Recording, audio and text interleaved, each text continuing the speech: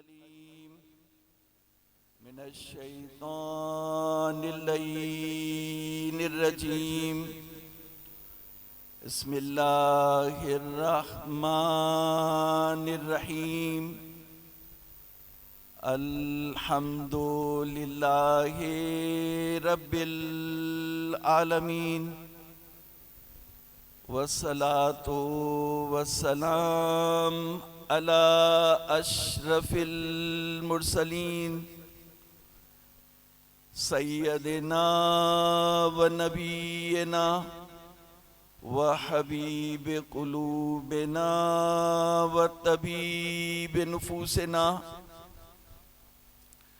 مولانا أبي القاسم محمد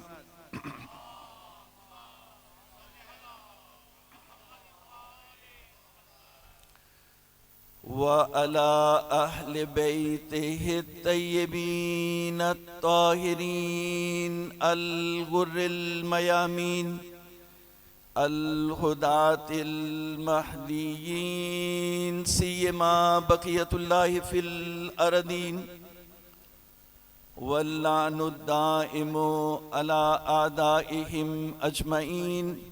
فقد قال الله تبارك وتعالى في محكم كتابه هدى وبشرى للمؤمنين. صلوات.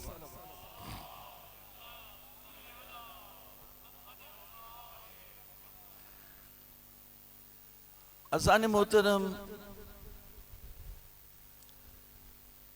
ہدایت اور بشارت کے حوالے سے کچھ عرائض آپ کے سامنے پیش کروں گا. اس سے پہلے ایک جملہ سورہ رحمان سے میں نقل کیا کرتا ہوں. سورہ رحمان وہ سورہ ہے جس میں پروردگار نے اپنی نعمتوں کا ذکر کیا. نعمتوں کا ذکر کیا پروردگار نے، اور پروردگار کی جو نعمتیں ہیں وہ بے پایہ ہیں، اینڈلیس جو ہے وہ نعمتیں ہیں. تو لیکن طریقہ کار یہ رہا کہ دو کر کے نعمتوں کو بیان کیا. دیکھیے، رحمان شروع ہوتی ہے الرحمن علم القرآن خلق الانسان علمہ البیان. تو الرحمن علم القرآن خلق الانسان علمہ البیان، انسان کو پیدا کیا، اسے بولنا سکھایا. یہاں دو ہو گئے. پھر کہا الشمس والقمر بحسبان، چاند سورج کے ساتھ. والنجم والشجر یسجدان، نجم کہتے ہیں بیلوں کو اور شجر کہتے ہیں درختوں کو. بیلوں کی سٹیم نہیں ہوتی تو عربی زبان میں انہیں بولتے ہیں نجم، اور شجر جو درخت کو بولتے ہیں. تو کہا کہ بیلیں بھی اسی کو سجدہ کر رہی ہیں، درخت بھی اسی کو سجدہ کر رہے ہیں. وَالسَّمَاءَ رَفَعَهَا. آگے آ جائیں عاقل بھائی، صلوات پڑھیں محمد والوں.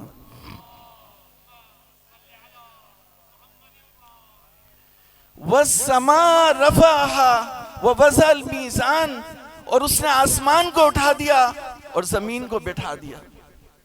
اللہ تطغوا فی المیزان، کہ تم میزان میں تجاوز نہیں کرو. والارض وضعها للانعام فیہا فاکہۃ والنخل ذات الاکمام. زمین کو لوگوں کے لیے بنایا، اس میں پھل ہے اور کھجور ہے. تو کھجور کے درخت ہیں اور پھل ہیں. تو یہاں بھی دو ہو گئے. پھر اس کے بعد کہا کہ والحب ذو العصف والریحان، حب یعنی گرین، دانا، ذو العصف یعنی چھلکے والا، یعنی چھلکے والا دانا خوشبو والی سبزی کے ساتھ.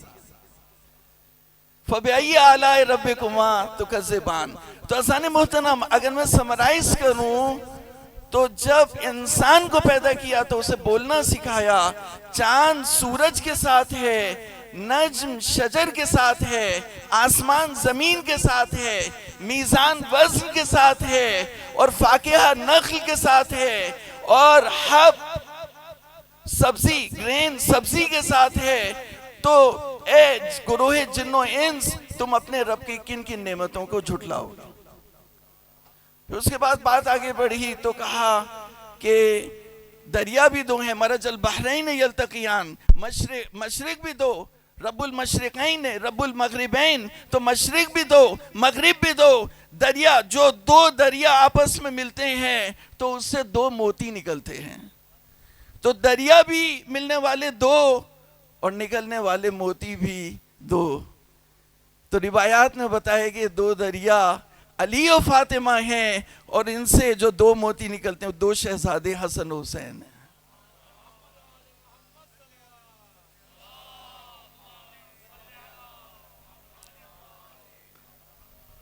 اگر آپ سبحان اللہ بولیں گے تو آپ کے ثواب میں بھی اضافہ ہوگا، اور جنت میں بھی جو درخت آپ کے لگیں گے ان میں بھی اضافہ ہوگا. صلوات پڑھ دو محمد والوں.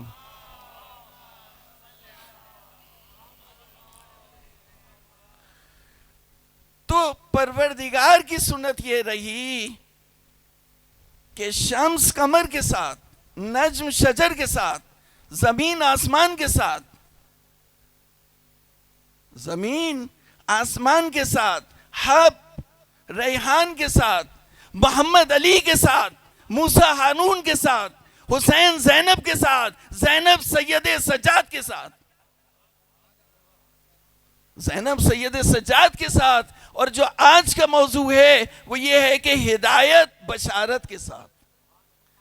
صلوات پڑھ دے محمد والوں.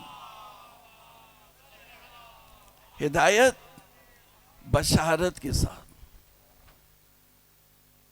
تو عزیزو، ایک آیت کریمہ ہے سورہ رعد میں. سورہ رعد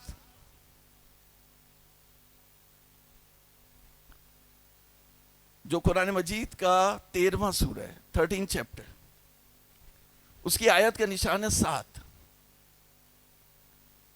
ارشاد ہوا وَيَقُولُ الَّذِينَ كَفَرُوا لَوْلَا أُنزِلَ عَلَيْهِ آیَةٌ مِّن رَبِّهِ. کافر بار بار حضور پہ اعتراض کرتے تھے. یعنی اس کا مطلب یہ ہوا کہ اعتراض کرنے والوں کو ہی کافر کہتے.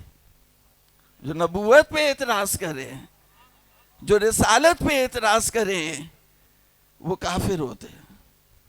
یقول الذین کفروا، وہ کہتے تھے بار بار کہ اس پہ آیت کیوں نہیں اترتی. لولا انزل علیہ آیۃ من ربہ.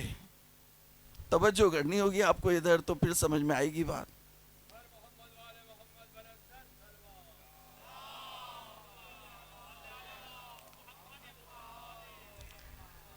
لولا انزل علیہ آیۃ من ربہ، ان پہ آیت کیوں نہیں اترتی؟ تو اللہ رب العزت نے حبیب سے کہا کہ انما انت منذر، آپ کا کام ہے صرف ڈرانا. وَلِكُلِّ قَوْمٍ ہاد، اور ہر قوم کے لیے ایک ہادی ہے، ہدایت دینے والا ہے. تو عزیزان محترم، یہاں پہ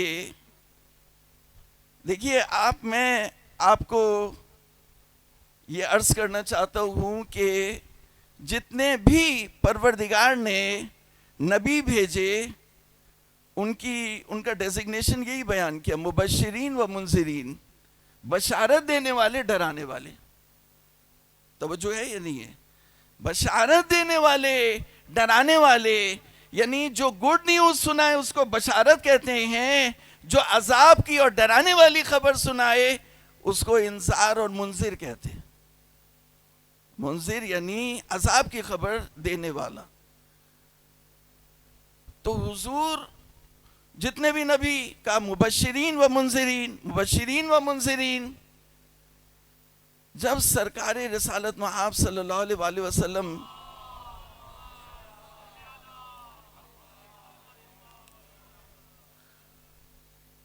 کا ٹائٹل آیا تو کہا یا ایھا النبی انا ارسلناک شاہدن و مبشرا شاہدا و مبشرا و نذیرا و داعیا الی اللہ باذنہ و سراجا منیرا.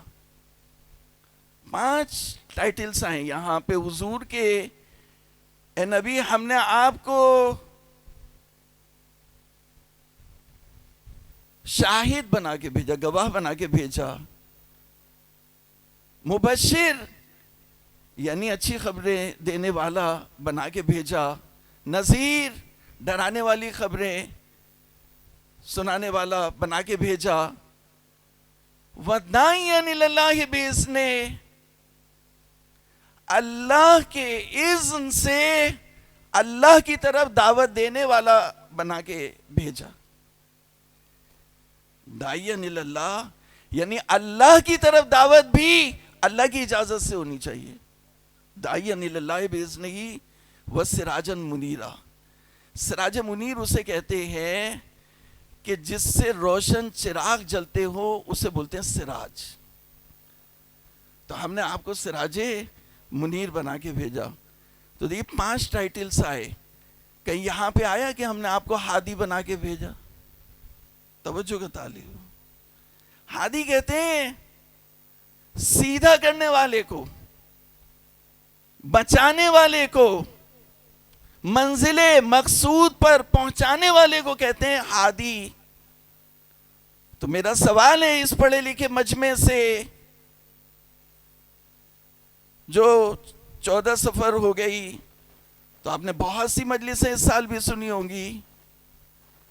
میرا سوال ہے آپ سے کہ کیا حضور ہادی نہیں تھے یا تھے؟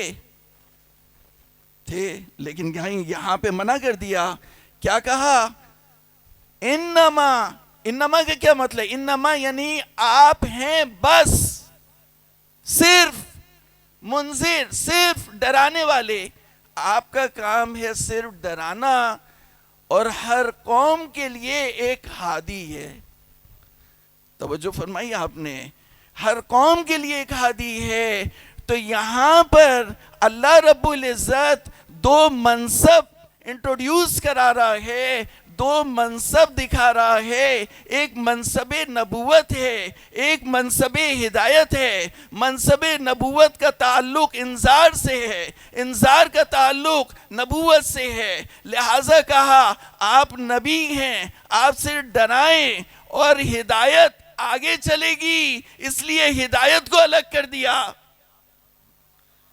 بھئی نبوت ختم ہو جائے گی, نبوت ختم ہو جائے گی, ہدایت نے باقی رہنا ہے. اس لیے ہدایت کو نبوت سے الگ کر کے یہ کہا کہ آپ سے ڈرانے والے ہیں اور ہر قوم کے لیے ایک ہادی ہے. تو وہ ہادی کون ہے؟ وہ ہادی بھی اسی طرح سے ہوگا جیسے موسیٰ کے لیے ہارون تھے. حضرت موسیٰ نے یہ دعا کی تھی, رب اشرح لی صدری وَيَسِّرْ لِي أَمْرِي وَاحْلُلْ عُقْدَةً مِّن لِّسَانِي وَاجْعَل لِّي وَزِيرًا مِّنْ أَهْلِي ہارون اخی. پروردگارا تو میرے سینے کو گشادہ کر دے, میرے کام کو آسان کر دے, میرے زبان پہ جو عقدہ ہے اس کو کھول دے, اور میرے لیے ایک وزیر مقرر کر دے. اب اگر آپ جاگتے ہوئے سنیں گے تو ایک جملہ میں ہدیہ کروں. قرآن کا یہی کمال ہے کہ قرآن میں جو متشابہ آیات ہیں ان میں لوگ گرفتار ہو جاتے ہیں. تو ہمارے جو مسلمان ہیں قرآن کا ترجمہ پڑھنے والے, وہ عقدۃ من لسان میں مبتلا ہو گئے اور بعد والی آیت کی طرف توجہ نہیں کر سکے کہ موسیٰ نبی اللہ یہ دعا کر رہے ہیں کہ میرے اہل سے میرے لیے ایک وزیر قرار دے, جو میرا بھائی ہارون ہے. تو اب یہ حضور صلی اللہ علیہ وآلہ وسلم کا جب موقع آیا تو قرآن نے یہ دعا نقل نہیں کی کہ حضور نے بھی دعا مانگی، اور دعا تو مانگی ہوگی حضور نے بھی وزیر کے لیے. وہ کہتے ہیں نا میرا وزیر کون، تو بادشاہت کے لیے بھی وزیر چاہیے ہوتا ہے، لیکن نبوت کے لیے بھی وزیر چاہیے ہوتا ہے، تو دعا کی ہوگی. لیکن قرآن نے دعا کو قبول ہوتے ہوئے دکھایا، دعا کو قبول ہوتے ہوئے دکھایا. الم نشرح لک صدرک ووضعنا عنک وزرک الذی انقض ظہرک. کیا ہم نے تمہارے سینے کو گشادہ نہیں کیا اور تمہارے بوجھ کو اٹھانے والا قرار دیا، تمہارے بوجھ کو اٹھا لیا جو تمہاری کمر کو توڑ رہا تھا. تمہیں ایک مثال دے دوں کہ جو بہت مشہور اور پرانے وکیل ہوتے ہیں تو وہ اکیلے نہیں جاتے کورٹ میں، بلکہ ان کے ساتھ 4-5 شاگرد ہوتے ہیں، اور 1-2 ایسے بھی ہوتے ہیں جو فائلیں اٹھائے ہوئے ہوتے ہیں. تو جو وکیل صاحب کی فائلوں کو اٹھائے وہ ان کا وزیر، اور جو نبوت کی فائلوں کو اٹھائے وہ محمد مصطفیٰ کا وزیر علی ابن ابی طالب.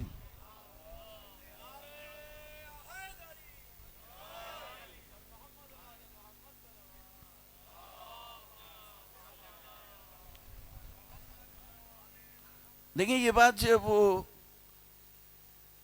واضح ہے حدیث منزلت سے، جہاں پر فرمایا کہ انت منی بمنزلت ہارون من موسیٰ الا انہ لا نبی بعدی. تم مجھ سے وہی منزلت رکھتے ہو جو ہارون موسیٰ سے رکھتے تھے، سوائے اس کے کہ میرے بعد کوئی نبی نہیں ہے.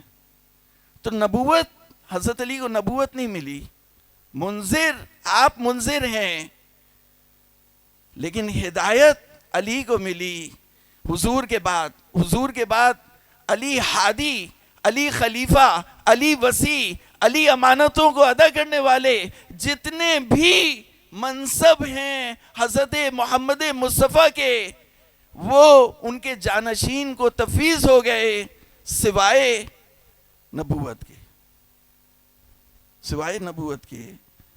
تو یہاں پہ فرمایا انما انت منذر وَلِكُلِّ قَوْمٍ ہاد.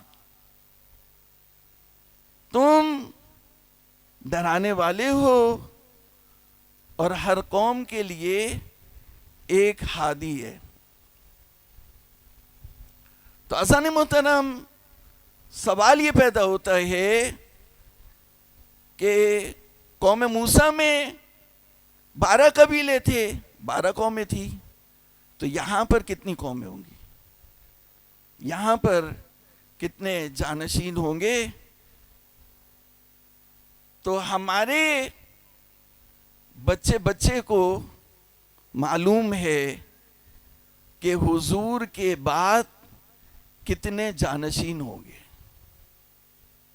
ہمارے ہاں بچے بچے کو یہ بات معلوم ہے، ان کے نام بھی معلوم ہے کہ حضور کے بعد کتنے ہادی ہیں، کتنے جانشین ہیں، کتنے اوصیاء ہیں، ان کو سب کو پتہ ہے. تو بھئی شیعہ قوم جو اسلام کو ریپریزنٹ کرتی ہے،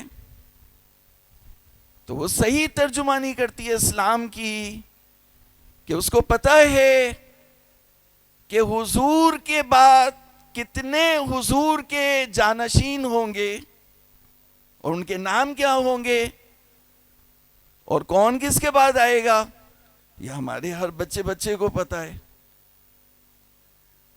تو ہمارا دین کامل ہوا، لیکن آپ کو تو یہی نہیں پتا کہ حضور کے بعد کیا ہوگا، تو آپ کا دین کیسے کامل ہو گیا؟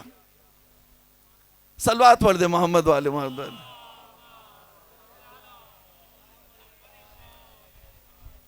بھئی دین کامل کر کے بیٹھ گئے نا کہ نماز آ گئی، زکوٰۃ آ گیا، حج آ گیا، روزہ آ گیا، صدقہ دینا آ گیا، مدرسے کو چندہ دینا آ گیا، یہ ساری چیزیں آ گئی تو دین کامل ہو گیا، حضور کا وقت ختم ہو گیا، حضور واپس چلے گئے۔ جس کے وجود سے دین کامل ہوگا اسی کو نہیں سمجھ پائے، جس کے وجود سے دین کامل ہوا اس کو نہیں سمجھ پائے آپ۔ تو اگر آپ مجھے اجازت دیں تو میں اس ماجرا کو تھوڑا سا صحیح بخاری سے آگے بڑھاؤں، اگر آپ کی توجہات میرے ساتھ ہوں۔ ایک مرتبہ صلوات ہدیہ کر دیں۔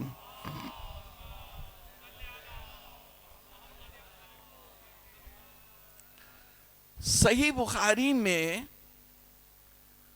حدیث کا نشان ہے 2777، آپ نوٹ کر سکتے ہیں اپنے پاس، 2777۔ راوی ہے جابر ابن سمرہ۔ وہ کہتے ہیں کہ حضور صلی اللہ علیہ وآلہ وسلم نے فرمایا کہ 12 امیر ہوں گے، یکونو اسنا عشر امیرن۔ غور سے سنیے گا۔ اور اس کے بعد کہتے ہیں میں اپنے والد کے ساتھ گیا تھا حضور کے پاس، اس کے بعد حضور نے کچھ فرمایا جو میں سن نہیں سکا، تو گھر جا کے میں نے اپنے والد سے پوچھا کہ حضور نے بعد میں ایک جملہ کہا تھا، کیا کہا تھا حضور نے؟ تو والد صاحب نے کہا کہ انہوں نے فرمایا تھا کلہم من قریش، وہ سارے کے سارے قریش سے ہوں گے۔ توجہ کیا آپ نے یعنی کی، یعنی جب 12 کی بات آتی ہے تو راوی بھول جاتا ہے، سننے سماعت میں فرق آ جاتا ہے کہ 12 کے بعد حضور نے کچھ کہا تھا، کیا کہا تھا؟ کیا کہا تھا؟ نہیں سمجھ میں آیا۔ تو پوچھا، والد سے پوچھا، کہ انہوں نے کہا کہ سارے کے سارے قریش سے ہوں گے۔ تو حضور نے صرف یہ نہیں کہا ہوگا کہ سارے کے سارے قریش سے ہوں گے، ان کے نام بھی بتائے ہوں گے، یہ بھی بتایا ہوگا کہ پہلا کون ہوگا، دوسرا کون ہوگا، تیسرا کون ہوگا۔ توجہ فرمائی آپ نے نہیں؟ تو صحیح مسلم میں اسی حدیث کو، بہت ساری حدیثیں ہیں کتاب الامارہ میں، جس کا نشان ہے 1822 حدیث کا نمبر ہے، اور بہت ساری حدیثیں ہیں، 10-12 حدیثیں، 1822 کتاب الامارہ صحیح مسلم۔ بڑی بہترین انداز میں صحیح مسلم نے اس کو واضح کیا کسی حد تک، جس حد تک کہ ان کا مذہب اجازت، کہ راوی کہتا ہے حضور نے فرمایا لا یزالو ھذا الدین قائما حتی یکون فیہم 12 امیرا کلہم من قریش۔ لا یزالو، دیکھیے عربی دیکھیے گا، ابھی ترجمہ کروں گا، لیکن عربی ہی میں 3 الفاظ آپ کے سامنے آ جائیں گے۔ لا یزالو ھذا الدین قائما حتی یکون فیہم 12 امیرا کلہم من قریش۔ تو عزیزان محترم، یہاں پہ 3 لفظ تو آ گئے، ایک قائم آ گیا، ایک امیر آ گیا، تو پہلے امام جناب امیر ہیں اور آخری امام حضرت قائم ہے۔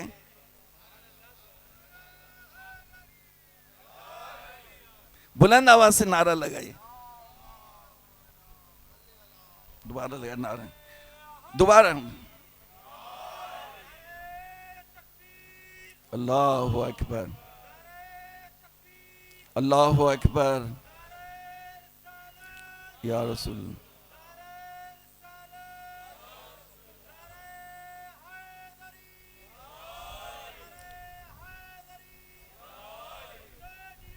زندہ باد، زندہ باد، مردہ باد، مردہ باد، بے شمار۔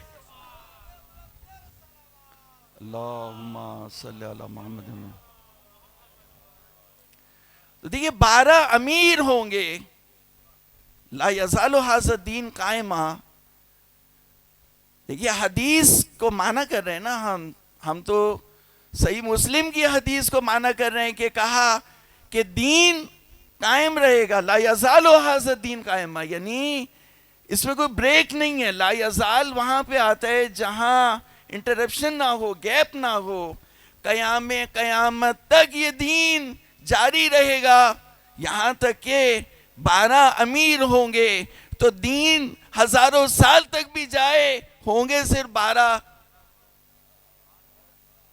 توجہ نہیں کی آپ نے کہ یہ نہیں فرمایا کہ 12واں پیدا ہوگا، کہا نہیں 12 موجود ہوں گے، ایک کے بعد ایک کر کے ہوں گے.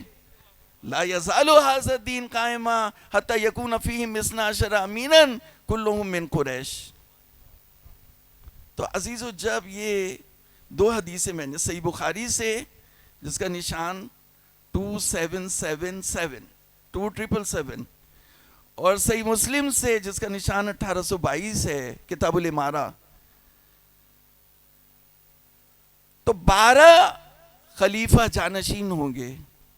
اب اہل سنت کا مذہب آپ دیکھ لیجئے، کوئی بھی پیمانہ لے آئیں، صحابہ کو لے آئیں، تابعین کو لے آئیں، تابعین کو لے آئیں، خلافت راشدہ کو لے آئیں، بنو امیہ کو لے آئیں، بنو عباس کو لے آئیں، تو بھائی 12 نہیں بنیں گے.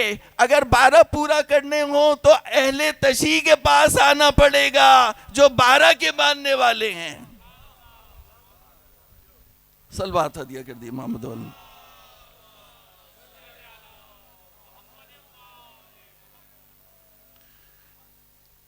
تو اب ہدایت بشارت کے ساتھ، تو حضور کی بشارت ہر نبی نے دی. حضور مبشر ہیں اور حضور کو بشارتیں ملی بھی. تو حضور نے امت کو بشارت دی اور حضور کو جبریل امین نے بشارت دی. ان جبرائیل قد اتانی وبشرنی بأن فاطمة سیدۃ نساء اہل الجنہ وأن الحسن والحسین سیدہ شباب اہل الجنہ وابوہما خیر منہما. یہ ہے ریل بشارت. اگر اس ریل بشارت کو سمجھ گئے تو جو جھوٹی بشارتیں ہیں وہ خود آپ کو سمجھ میں آ جائیں گی. یہ ہے ریل بشارت. بھئی حضور کو اللہ رب العزت نے کہا کہ اے میرے حبیب وَلَسَوْفَ يُؤْتِيكَ رَبُّكَ فَتَرْضَىٰ. میں ایک جملہ سرکار رسالت مآب صلی اللہ علیہ وسلم کی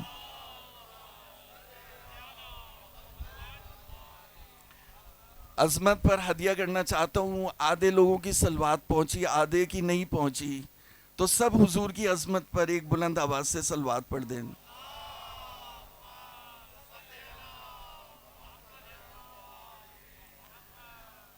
حضور، ہم کوشش کرتے ہیں کہ اللہ کو راضی کریں اور اللہ کوشش کر رہا ہے کہ اپنے نبی، اپنے حبیب کو راضی کریں. وَلَسَوْفَ يُؤْتِيكَ رَبُّكَ فَتَرْضَىٰ. پروردگار تجھے اتنا عطا کرے گا کہ تو راضی ہو جائے گا. تو اتنا عطا کرے گا جنت میں نہیں، یہیں پہ عطا کرے گا. جنت کی بات بعد میں، ابھی یہیں پہ عطا کرے گا. تو اب حضور تشریف فرما ہے اور جبریل آیا آپ کے پاس. جبریل امی آئے، کہا کہ جبریل میرے پاس آئے تھے اور انہوں نے مجھے یہ بشارت دی کہ میری بیٹی فاطمہ اہل جنت کی تمام خواتین کی سردار ہے، اور میرے نواسے، میرے بیٹے حسن و حسین، میرے بیٹے حسن و حسین جوانان جنت کے سردار ہیں، اور ان کے والد ان سے بھی بہتر ہیں. آپ یہ دیکھیے کہ حضور کو یہ بشارت ملی کہ ان کی بیٹی فاطمہ جو کوثر ہیں وہ سیدۃ النساء اہل الجنہ، بہت بڑی بشارت ہے حضور کو جو ملی. حضور خوش ہو گئے اور آپ نے خوش ہو کے اس بشارت کو بیان کیا کہ میری بیٹی فاطمہ سیدۃ النساء اہل الجنہ، میرے بیٹے حسن و حسین جوانان جنت کے سردار، اور ان کے والد علی، اور علی ان سے بھی بہتر ہیں. تو بہتر کا کیا مطلب ہوگا؟ جنت تو بڑھ گئی، سرداری حسن و حسین کو چلی گئی، اور خواتین کی سرداری فاطمہ زہرا کو چلی گئی. تو بہتر کا کیا مطلب ہے؟ بہتر کا مطلب یہ ہے کہ علی قسیم الجنت والنار ہیں، علی جنت اور دوزخ کو تقسیم کریں گے.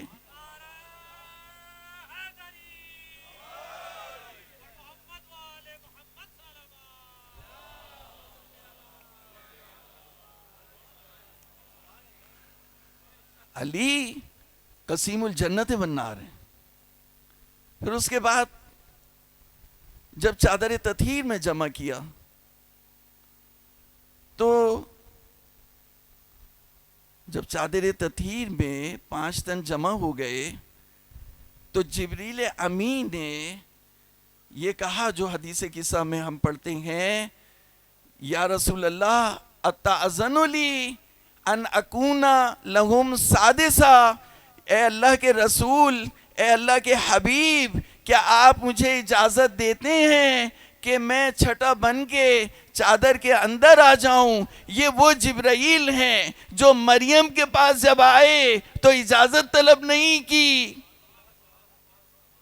اجازت طلب نہیں کی، لیکن جب فاطمہ زہرا کی چادر میں آنا چاہتے ہیں تو اجازت طلب کرتے ہیں. یہ کمال ہے. تو کہا کہ یہ میرے اہل بیت ہیں. میں نے حدیث قصہ ایک مرتبہ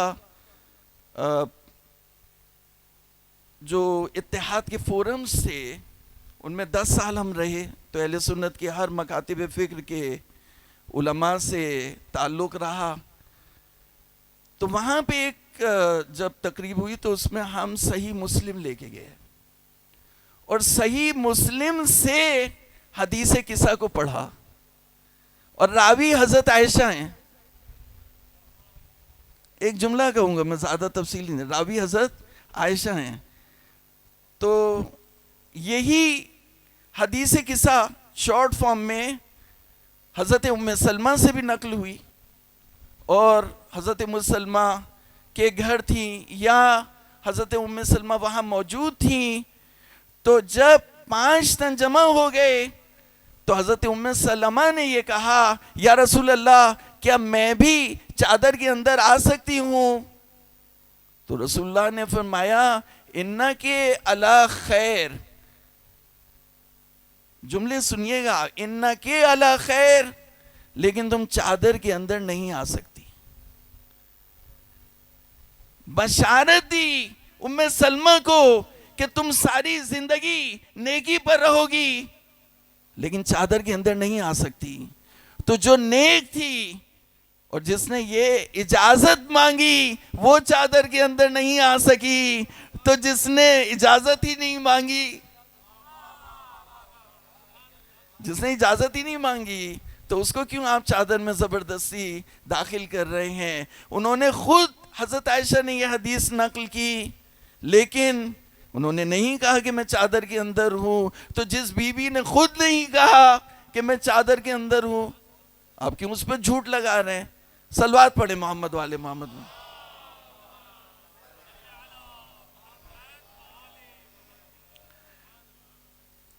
تو دوستوں میں 10 سال اتحاد کے فورمز پہ رہا. تو ایک مولانا صاحب نے کہا کہ آپ نے کبھی طنز اور تشنیع اور کنایا کبھی نہیں مارا. میں کبھی، میری عادت ہے کہ جو حقائق میں پیش کرتا ہوں لیکن طنز اور تشنیع سے کام نہیں لیتا. تو اہل بیت کو بشارت ملی طہارت کی. تو اب آپ دیکھیے طہارت کا کیا مطلب ہوتا ہے.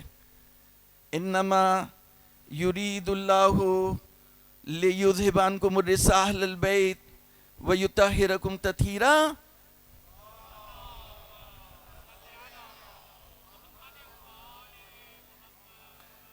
ان چیزوں کو خاندان نبوت ہے نا، اس کو پہچاننا ہو تو نبوت سے بات چلے گی.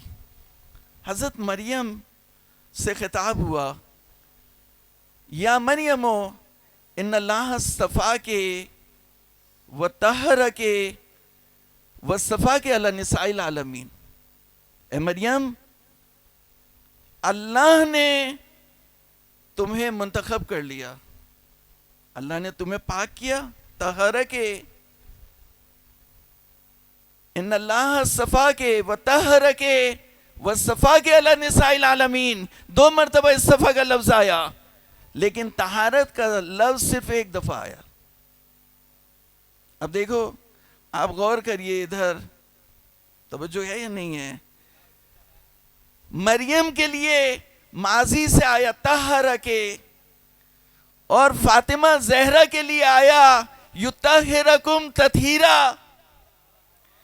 یعنی مضارع میں کنٹینیویشن ہے، کنٹینیوٹی ہے، تسلسل ہے. یعنی ابھی بھی اگر آپ صلوات پڑھیں گے تو اس سے اہل بیت کی طہارت میں اضافہ ہوگا.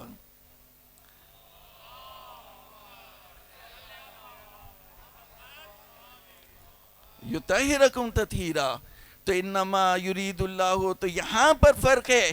تو میں یہ پوائنٹ ریز کرنا چاہ رہا تھا کہ جس کو پروردگار تطہیر کی منزل پہ فائز کرتا ہے اسے منتخب کر لیتا ہے. مریم کو پاک کیا تو منتخب کر لیا. تو فاطمہ ان 5 تن کو جب پاک کیا اور ان کے بارے میں گواہی دے دی تو پھر ان کو منتخب کر لیا. تو یہاں پر سورہ آل عمران کی وہ جو آیت کریمہ ہے، ان اللہ اصطفیٰ آدم و نوح و آل ابراہیم و آل عمران علی العالمین. آپ تھک تو نہیں گئے؟ ایک مرتبہ صلوات ہدیہ کر دیے.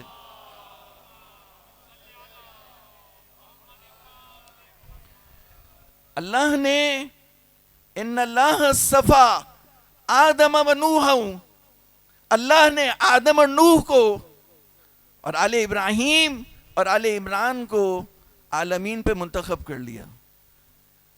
اب یہ عالمین ہم بتا چکے ہیں سے مراد انسان ہے، عالمین سے مراد انسان ہے، لیکن اس کی کبھی اور بحث کریں گے. اللہ نے 2 نبیوں کو منتخب کیا، 2 خاندانوں کو منتخب کیا، آدم اور نوح کو منتخب کیا اور ابراہیم کے خاندان کو منتخب کیا اور عمران کے خاندان کو منتخب کیا. تو بھئی یہ تو نہیں کہا اللہ تعالیٰ نے کہ اللہ نے ابراہیم کے اصحاب کو منتخب کر لیا. نہیں، اصحاب ابراہیم کو منتخب نہیں کیا، اصحاب عمران کو منتخب نہیں کیا. تو بھئی جب آل ابراہیم کو منتخب کیا، آل عمران کو منتخب کیا، تو پھر ماننا پڑے گا کہ آل محمد کو بھی منتخب کیا.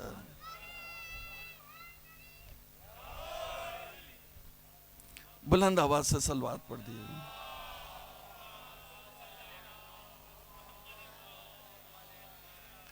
مجھے یہ بات سمجھ میں نہیں آئی، نبی جو ہے وہ 1,24,000 ہے، 5 اولو العزم نبی، تو یہ 2 کو منتخب کرنے کا کیا مطلب؟ ایک ہی وجہ سمجھ میں آئی کہ نجف اشرف میں حضرت علی کی قبر کے پیچھے دونوں سو رہے ہیں. تو جو پیچھے سو رہے ہیں علی کے، جب وہ منتخب ہیں تو وہ محمد مصطفیٰ کا وزیر وہ کیوں نہیں منتخب ہوگا؟ صلوات پڑھ دیئے محمد والے محمد والے.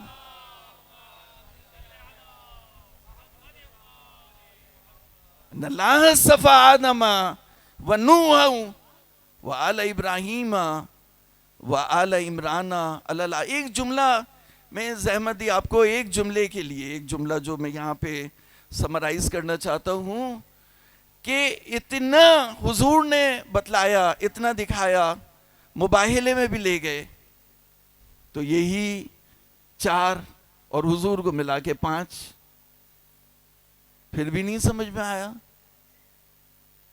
اکیلے محمد، لا الہ الا اللہ محمد رسول اللہ، تو بھائی آپ محمد رسول اللہ سے آگے ہی نہیں بڑھتے.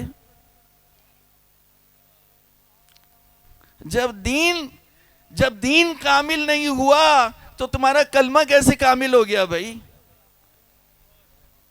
کلمہ جو ہے وہ دین کو ریپریزنٹ کرتا ہے، دین کی نشاندہی کرتا ہے. کلمہ اترا تو نہیں، دین آپ نے بنایا ہے. تو کلمہ جب دین کی ترجمانی کر رہا ہے، دین کامل نہیں ہوا، کلمہ کامل ہو گیا. یہ کیسے ہوگا؟ تو اس کا مطلب یہ ہوا کہ جب دین کامل ہوگا تو کلمہ کامل ہوگا.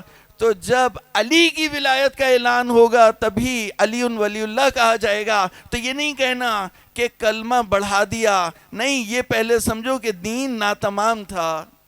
جب دین نامکمل تھا تو کلمہ بھی نامکمل تھا، جب دین کامل ہوا تو کلمہ کامل ہوا. لہٰذا ہم کہتے لا الہ الا اللہ محمد رسول اللہ علی ولی اللہ. تو جو پوائنٹ میں جس کے لیے آپ کو زحمت دی وہ یہ تھا کہ حضور نے اتنی زحمتیں کی خاندان نبوت کو پہچانوانے کے لیے، انٹروڈیوس کرانے کے لیے. یہ 5 ہیں، 5، پھر بھی وہی ایک محمد رسول اللہ. بھئی ہم یہ نہیں کہہ رہے کہ یہ 5 نبی ہیں، نہیں، سمجھو یہ حضور نبی ہیں، آخری نبی ہیں، اور باقی 4 ان کے اہل بیت ہیں، لیکن نبوت میں یہ کنیکٹڈ ہے. جیسے زینب حسین کے ساتھ ہیں، زینب امام نہیں ہیں لیکن شریک امامت ہیں. تو یہ نبی نہیں ہیں لیکن یہ خاندان نبوت ہیں. اس خاندان نبوت کو پہچانو. خاندان نبوت کو نہیں انٹروڈیوس کرا سکے ہم، خاندان نبوت ہیں.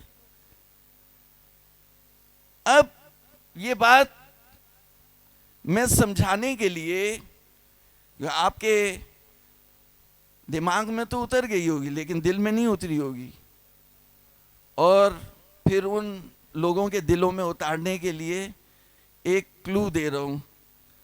اگر سننا چاہتے ہیں مجلس کی نورانیت کے لیے ایک مرتبہ بلند آواز سے صلوات پڑھیں.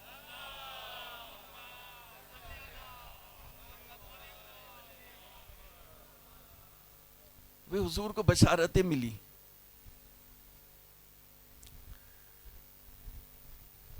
تو کلو یہ ہے کہ ایک اور مرتبہ صلوات ہدیہ کر دیجئے.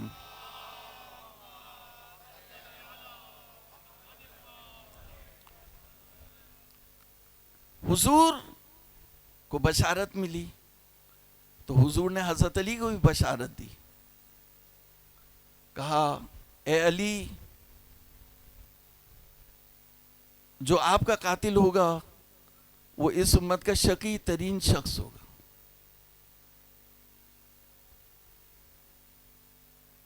اشک السموت آخر الناقۃ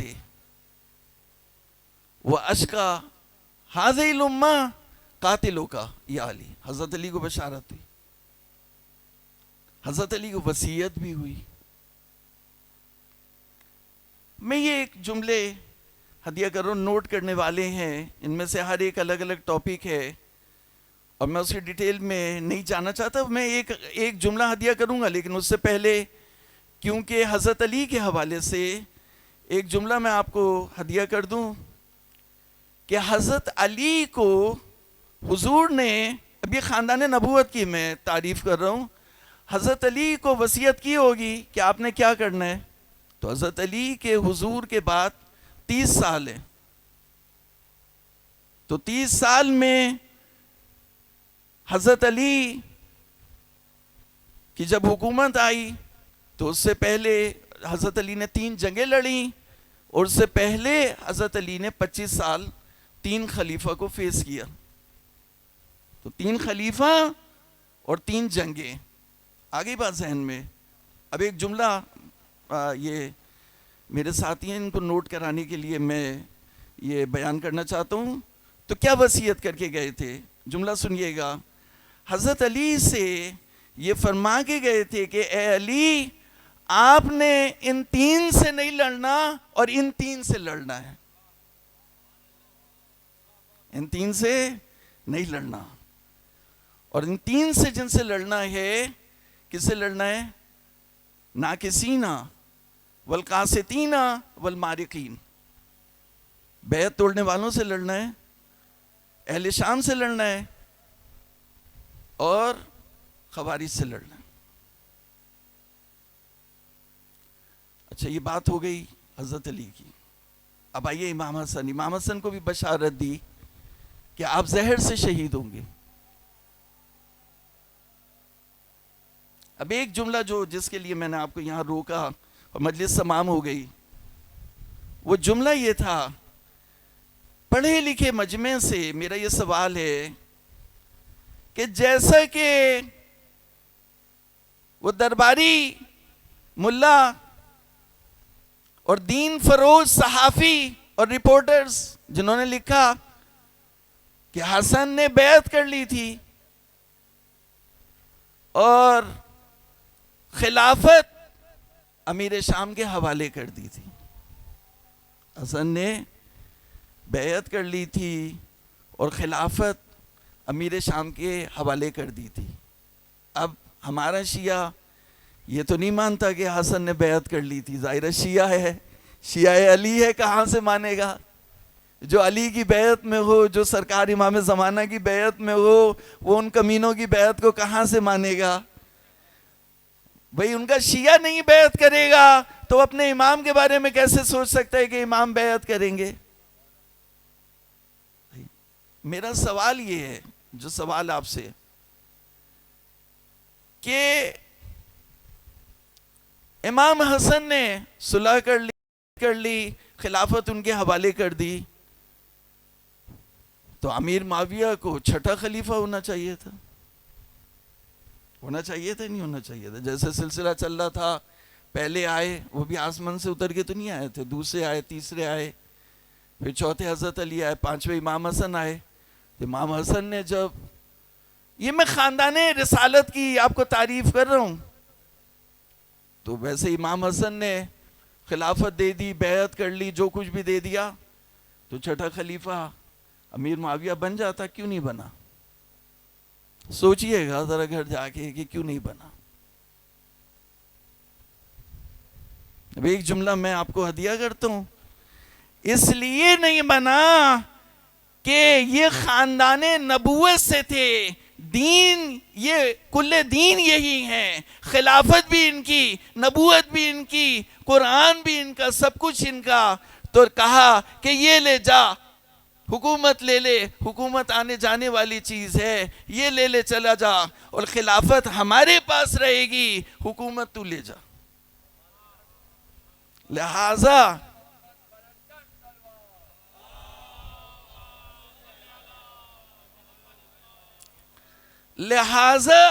امیر شام ملوکیت کا نمائندہ بن گیا، خلیفہ نہیں بن سکا.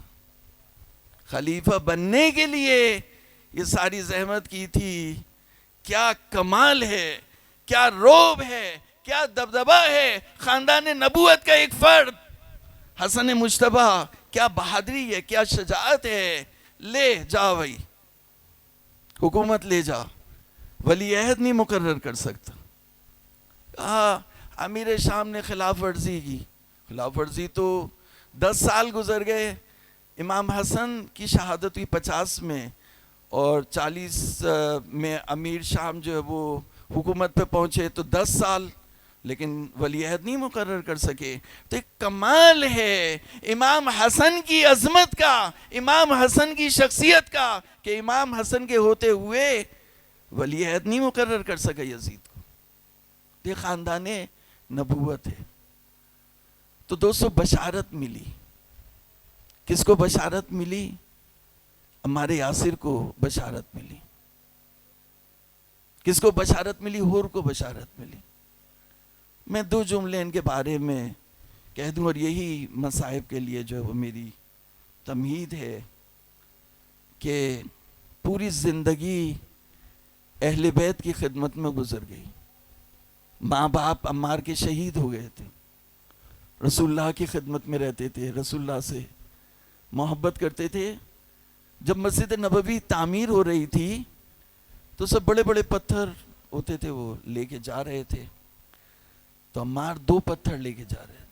کسی نے پوچھا عمار 2 پتھر کیوں لے کے جا رہے؟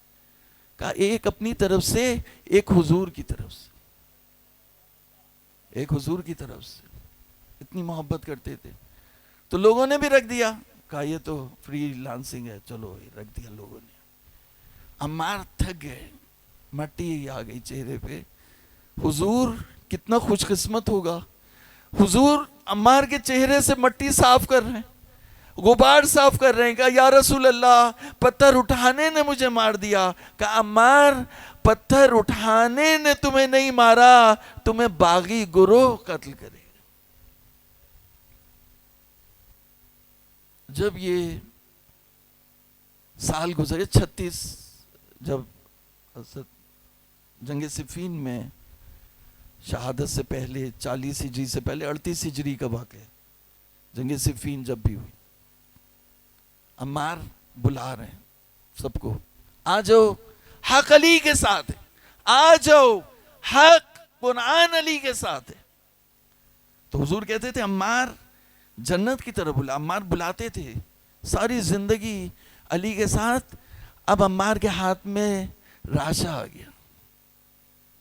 مرقال جو ہم علم لگاتے ہیں نا، علم کا مطلب سمجھیں. مرقال ہاشم مرقال بنو امیہ سے تھے، لیکن مولا علی کے چاہنے والے علمدار تھے. صفین میں کہا کہ یہ علم آپ تھوڑا سا آگے لے جائیں، فوجوں سے قریب کریں، جنت تلوار کے سائے میں. ہاشم مرقال آگے بڑھا، عمار آگے بڑھے. عمرو بن عاص آیا ادھر سے، کہا کہ تم کیوں مسلمانوں سے جنگ کرتے ہو؟ کہا مسلمان پہلے تھے، جب علی سے جنگ کر رہے ہو تو باغی ہو، مسلمان نہیں ہو. مومن پہلے تھے، اسی لیے آیت کی غلط تعویل کی. جو ادھر کے لوگ تھے کہ وَإِن طَائِفَتَانِ مِنَ الْمُؤْمِنِينَ اقْتَتَلُوا فَأَصْلِحُوا بَيْنَهُمَا. تو طائفتان من المومنین لڑنے سے پہلے تھے. جب خلیفہ کے خلاف تلوار اٹھائی تو مومن نہیں رہے، باغی ہو گئے. اور یہی تعریف ہے ناصبی کی. ناصبی اس کو کہتے ہیں جو اہل بیت کے خلاف تلوار اٹھائے، خاندان نبوت کے خلاف تلوار اٹھائے، وہ ناصبی ہے، کوئی بھی ہو. اہل سنت مانتے ہیں، سب مانتے ہیں اس بات. تو بس جملہ میں کہا کہ عمرو بن عاص تو مصر کے بدلے میں اپنا دین بیچ چکا ہے، اور 3 مرتبہ تو اس صاحب پرچم سے حضور کے زمانے میں لڑ چکا ہے، اور یہ 4تھی مرتبہ ہے. ابھی بھی وقت ہے، آ جائے ادھر. بلا رہے ہیں عمرو بن عاص کو، بلا رہے ہیں. اور اس کے بعد عمار نے اپنا تعارف کرایا فوجوں کے سامنے، میں وہی ہوں جسے حضور نے بشارت دی تھی. اور اس کے بعد شہید ہو گئے. اور حضرت علی نے عمار پہ گریہ کیا. راوی کہتا ہے کہ ایک مرتبہ مولا جاتے نہیں تھے خود، لیکن ایک مرتبہ تلوار اٹھائی ذوالفقار اور کہا میں عمار کا بدلہ لوں گا. 500 مارے علی نے. کہا نہیں، عمار کا بدلہ نہیں ہوا. علی اپنے شیعوں سے کتنی محبت کرتے ہیں. دوستو کبھی زندگی رہی تو عمار کے بارے میں بتاؤں گا آپ کو. تو ہدایت بشارت کے ساتھ ہے. حضرت حر جب عمر ابن سعد نے کہا کہ حسین کو گرفتار کر کے میرے پاس لے کے آؤ، اور 1000 کا لشکر قادسیہ کا حر کے ساتھ دیا، تو حضرت حر چلے تو راستے میں کسی نے پیچھے سے آواز دی، حر تجھے جنت مبارک ہو. حر کہتے ہیں میں نے پلٹ کے جو دیکھا تو کوئی بھی نہیں تھا. میں حیران ہو گیا. میں فاطمہ زہرا کے فرزند کو گرفتار کرنے کے جا رہا ہوں اور مجھے جنت کی بشارت مل رہی ہے. لیکن جب صبح عاشور حسین کے قدموں میں آ گئے, بشارت ہدایت کے ساتھ مل گئی. کسی کی ہدایت حسین ہے, تو جب بشارت ہدایت کے ساتھ مل گئی تو حور کامیاب ہو گئے, ولی اللہ بن گئے. السلام علیکم یا اولیاء اللہ. دوستو, یہ وہ غم ہے جس پہ زمین اور آسمان نے گریہ کیا. یہ مبالغہ نہیں ہے. میں نے قرآن مجید کی تفسیر کی اور میں اس جملے کا مطلب سمجھتا ہوں کسی حد تک کہ زمین اور آسمان حسین پہ روئے.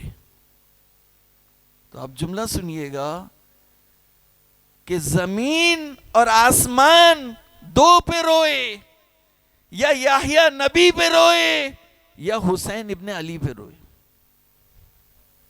ایسے زمین اور آسمان کی خلقت حق سے. ما خلقنا السماوات والارض الا بالحق. زمین اور آسمان زندہ ہیں, آپ کی ایک ایک موومنٹ کو ریکارڈ کر رہے ہیں, اور زمین اور آسمان کا رشتہ ہے حجت خدا سے, اور حسین حجت خدا. اگر حسین لب ہلا دیں تو زمین شک ہو جائے گی اور یزیدیوں کو نگل لے گی, آسمان پھٹ پڑے گا, قیامت آ جائے گی. تو جو زمین اور آسمان کو چلا رہا ہے, کمانڈ کر رہا ہے زمین اور آسمان پہ, اس کے ساتھ یہ سب کچھ ہو رہا ہے اور وہ خاموش ہے. زمین اور آسمان جب کچھ نہیں کر سکے تو انہوں نے گریہ کرنا شروع کر دیا. بیت المقدس سے جو پتھر بھی ہٹاتے تھے اس کے نیچے سے خون نکلتا تھا. آپ سمجھے نہیں کہ زمین اور آسمان کا گریہ کس لیے تھا. شہادتیں تو بہت تھی, لیکن ناروا خون بھی زمین پہ بہت بہے, لیکن دو خون ہیں حجت خدا کے. ایک حجت خدا یحییٰ نبی, جن کا سر تشت میں رکھ کے ایک کنیز کو پیش کیا گیا, اور حسین ابن علی کا سر تشت میں رکھ کے یزید کو پیش کیا گیا. اجرکم الگ. اور رونے میں بخل نہیں کیجیے گا. آپ تو یہ جب سے شہادت ہوئی ہے اس وقت سے لے کر اب تک ہم رات کو سوتے ہیں اپنے گھر میں اور صبح کو اپنے کاموں پہ چلے جاتے ہیں, اور اہل حرم مسلسل سفر میں ہے. 40 منزلیں طے کی ہیں, 40 منزلیں طے کی ہیں. دوستو, زمین اور آسمان اس پہ روئے کہ حجت خدا کا سر, حجت خدا کا جسد اطہر 12 محرم کو سپرد خاک ہو گیا, لیکن ابھی سر سپرد خاک نہیں ہوا. اور انسان کے جسم کا اہم ترین جو پارٹ ہوتا ہے وہ اس کا سر ہوتا ہے. اب بہن پہلے 40ویں میں لے کے آئی تھی. پہلے تو زمین بھی روتی رہی, آسمان بھی روتے رہے, اور سید المرسلین بھی روتے رہے, اور تمام نبی روتے رہے. 4000 ملائکہ اللہ رب العزت سے جب انہوں نے دیکھا حسین اکیلے حسین پر 30,000 کا لشکر اکیلے حسین کو گھیرے ہوئے ہے اور اس طرح سے مار رہے حسین کو. ان سے برداشت نہیں ہو سکا. کہا اللہ رب العزت سے ہمیں حسین کی مدد کرنے کی اجازت دیجئے. اللہ رب العزت نے اجازت دی. جب وہ زمین پہ پہنچے تو حسین شہید ہو چکے تھے. حسین قتل ہو چکے تھے. اب وہ گریہ ازاری کریں، روئے، پروردگار سے اجازت مانگی کہ ہم قیام قیامت تک حسین کی زری پہ رہیں گے، حسین کے حرم میں رہیں گے، حسین کے زائروں کی مدد کریں گے، حسین کے زائروں کی مدد کریں گے. تو سید المرسلین روئے، نبی انبیاء روئے، زینب بی بی فاطمہ زہرا روئیں اور ملائکہ روئے، اور یہاں تک کہ جتنے بھی موجودات ہیں وہ سب کے سب روئے. اب عزیزو ایک جملہ میں کہوں کہ پہلی سفر کو یہ قافلہ وارد ہوا تھا اور 5 سفر کو امام حسین کی ایک چھوٹی بچی تھی جو بی بی سکینہ نہیں تھی، ان کا نام تھا رقیہ، 3 سال کی تھی، ان کی شہادت ہوئی. اور بی بی سکینہ، شیخ عباس قمی نے بھی لکھا اور جتنے معتبر محدثین ہیں ان سب نے لکھا کہ بی بی سکینہ بعد تک رہی ہیں. اور یہ جو روایت ہے ہم تک آئی ہے، جو بہت سے لوگ واقع کربلا کا انکار کرنا چاہتے ہیں آج کے یزید، تو وہ کہتے ہیں کہ عینی شاہد کون ہے؟ بی بی سکینہ عینی شاہد ہیں واقع کربلا کی، اور بھی بہت سے ہیں، بی بی سکینہ بھی ہیں، اور یہ روایت بھی ان سے شیعتی مائن شریف تم ما عزبن فذکرونی. اب میں ایک جملہ آپ کو کہنا چاہتا ہوں، بہت زیادہ زحمت نہیں دینا چاہتا، آپ نے گریہ کیا. امام حسین کی بچیوں کو ہدیہ کرنا چاہتا ہوں 2 جملے کہ آپ ان کو پرسہ دے سکیں. بی بی فاطمہ زہرا کو ان کی پوتی کا پرسہ دے سکے. عزیزو جب باپ کی میت ہوتی ہے اور اگر میت ہو جس میں باپ زخمی ہو جائے تو چھوٹے بچوں کو باپ کی میت سے ہٹا لیا جاتا ہے. میرا سلام ہو کہ امام حسین کی ایک بیٹی نے شام غریبہ میں باپ کے کٹے ہوئے سر کو دیکھا اور دوسری بیٹی نے رات کے تاریکی میں خراب شام کے اندھیرے میں باپ کے کٹے ہوئے سر کو دیکھا. چھوٹی سی بچی تھی، اس کو بتایا گیا تھا کہ تمہارے بابا سفر پہ گئے ہوئے.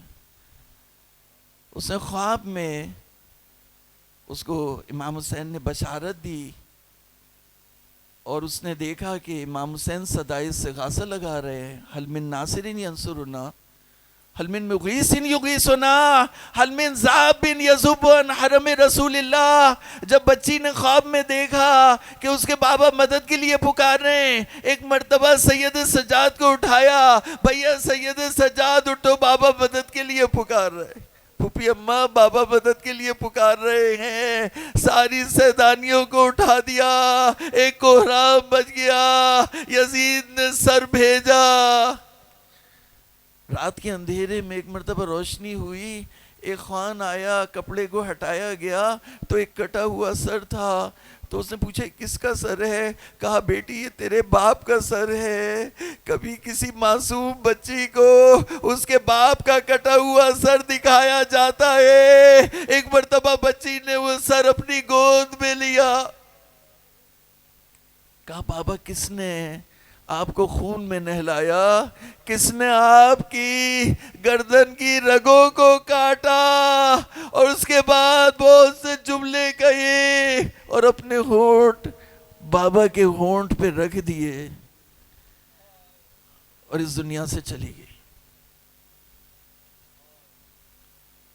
اور 7 سفر کو رہائی ملی. سات سفر کو رہائی ملی، اور 3 دن اہل حرم نے مجلس برپا کی. 3 گھنٹے روکا تھا نا، 3 گھنٹے یزید نے قافلے کو شام میں روکا تھا. علی کی بیٹی نے 3 دن شام میں حسین کی عزاداری برپا کر کے بتلا دیا کہ ہم ظلم سے بدلہ لینا جانتے ہیں. یزیدیت کو حسینیت میں بدل دیا. اب 1400 سال کے بعد آج 3 گھنٹے کے لیے شام میں مجلس کر کے دکھا دیں تو میں مان جاؤں گا. علی کی بیٹی نے یزید کے محل کے برابر میں حسین کی سوگواری کو 3 دن کے لیے قائم کر دیا، اور 3 شرطیں منوائیں اور تبرکات لے کے واپس ہوئی. 10 سفر کو وہاں سے یہ قافلہ چلا، اور 20 سفر کو پہلا اربعین کرنے کے لیے کربلا پہنچ گئے. بس عزیزوں میں ایک جملہ، کیونکہ اربعین کے دن ہے اور مصیبتوں کے دن ہے اہل بیت کے لیے، اور ہماری بیویاں ابھی کربلا کے سفر میں ہوں گی. جو لوگ گئے ہیں خدا آپ سب کو بھی کربلا کی زیارت نصیب کرے. ایک جملہ میں حضرت سکینہ کا آپ کو ہدیہ کرنا چاہتا ہوں کہ روایت یہ کہتی ہے کہ یہ توجہ رہے کہ حضرت سکینہ سب سے آخر میں امام حسین سے رخصت ہوئی تھی. 10 محرم کو عصر عاشور میں جب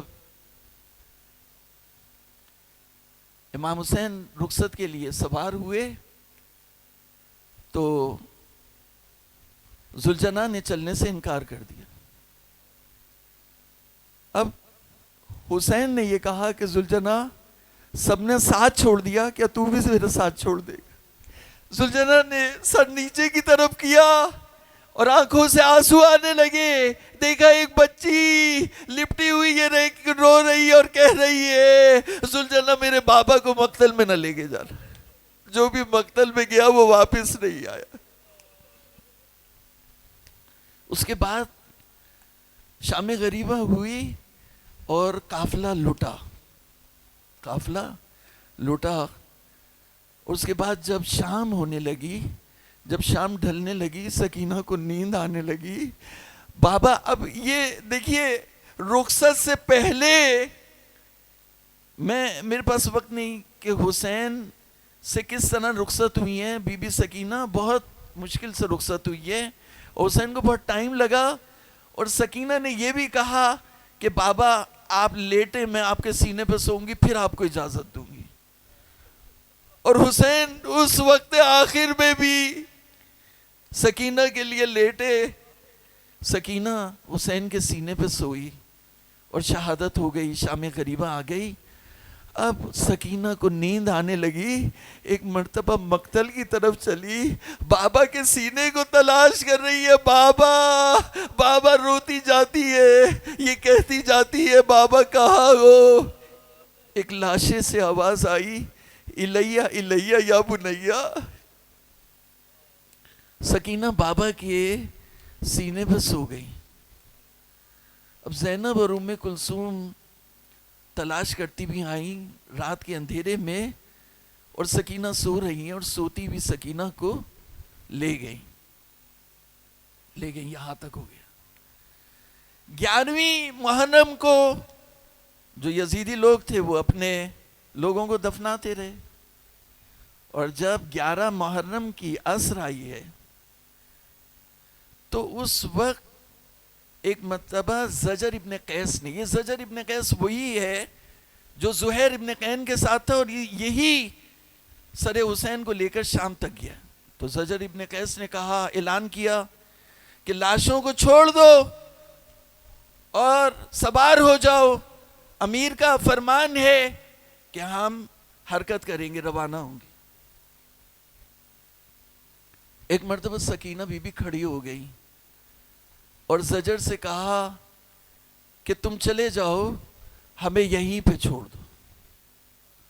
اس نے کہا نہیں، حکم یہ ہے کہ ساری بیویوں کو جانا ہے۔ تو سکینہ نے یہ کہا کہ زجر ابن قیس، تو ساری بیویوں کو لے جا، مجھے میرے بابا کے ساتھ یہیں اسی بیابان میں اکیلا چھوڑ دے، میں اپنے بابا کو روتی رہوں گی، اور اگر روتے روتے مر گئی تو میرا خون بھی تیری گردن پہ نہیں آئے گا۔ زجر ابن قیس، اور یہ کہا بی بی سکینہ نے، اور حسین کے لاشے سے، بابا کے لاشے سے لپٹ گئی۔ آخری جملے میں نے آپ کو زحمت دی، آپ نے سن لیا کہ لپٹ گئی۔ ارے شہادت سے پہلے لپٹ گئی تو سمجھ میں آتا ہے، شہادت کے بعد سر کو تن سے جدا کر لیا گیا تھا، کیسے لپٹی ہوں گی سکینہ کہ بابا کے لاشے سے لپٹ گئی۔ زجر ابن قیس گیا عمر ابن سعد کے پاس، عمر ابن سعد سے کہا کہ حسین کی ایک بیٹی ہے سکینہ، وہ باپ کے لاشے کو نہیں چھوڑ رہی۔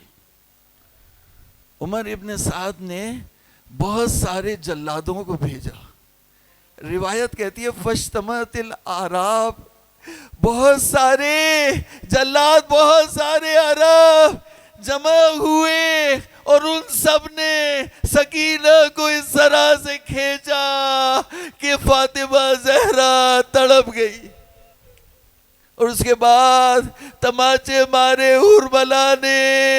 میں کہوں گا بی بی آج پہلی منزل ہے، ابھی 40 منزلیں ہیں، ابھی آپ کو بہت تماچے کھانے ہیں۔